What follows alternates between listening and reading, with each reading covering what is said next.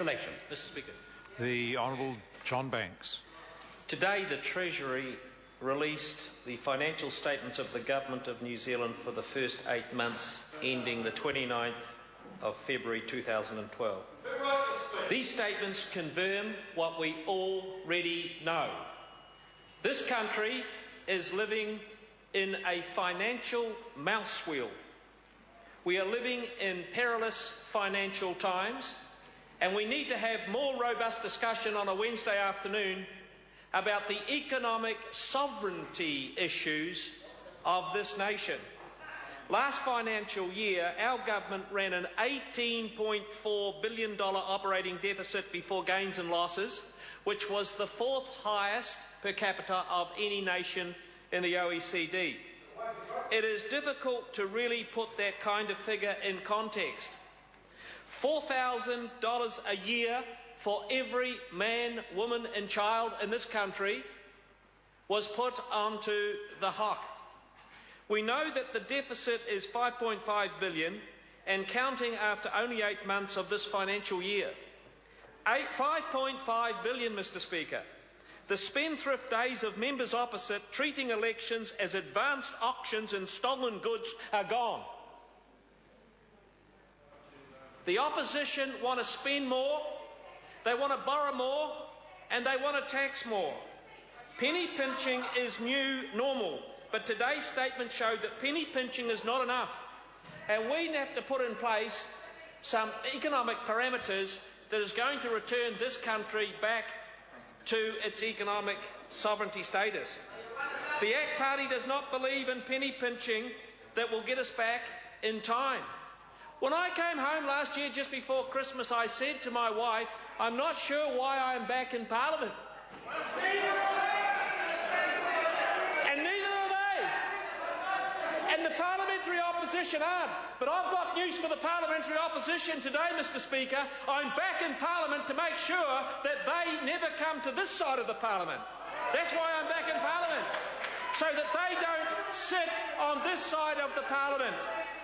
They want to borrow more, they want to tax more, they want to spend more, and they want to spend your money like it's going out of fashion. Mr. Speaker, New Zealand cannot vote itself rich, and there's no morality in middle-class welfare. There is no morality in middle-class welfare, and the opposite members, the Fabians of this Parliament, believe in middle-class welfare. There is no morality in spending hundreds of millions of dollars a year to wipe off interest off student loans of middle-class tertiary graduates. Student loans and taking the interest off of student loans was always an election bribe by the parliamentary opposition. And you know what they want to do? They want to borrow $260 million a week from the Chinese for the Crown accounts, so that they don't have to put student loans interest rates back. It doesn't make sense.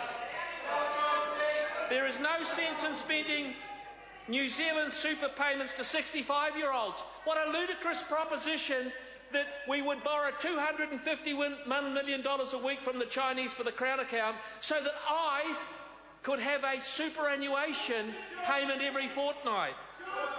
There is no sense in a working for family. Now, I want the parliamentary opposition to listen to this carefully. Listen to this because you'll learn something. I know the members opposite don't like it, but that's why they're over there. The public of New Zealand know that spending, borrowing, hoping, big noting with their money won't get them over here, and we don't. And that's the real reason I'm here. I said to Amanda, I now know. My friend the Speaker once said to me, why is it that you're back, Banksy? And I can tell him today, I now know that I'm back in Parliament to make sure that these rabbits never get in charge of the Treasury lettuce patch. That's why I'm back. There is no sense in a Working for Families program that taxes the middle class only to give the money back to them. They want to tax the middle classes to give the money back to them in exchange for their votes. I believe this is the simple message. If we want our economic performance to exceed our expectations, then we must spend within our means and stop trying to vote ourselves rich through middle-class welfare. And that's why Order. they're there, and that's why Order. we're here. Julianne Genter.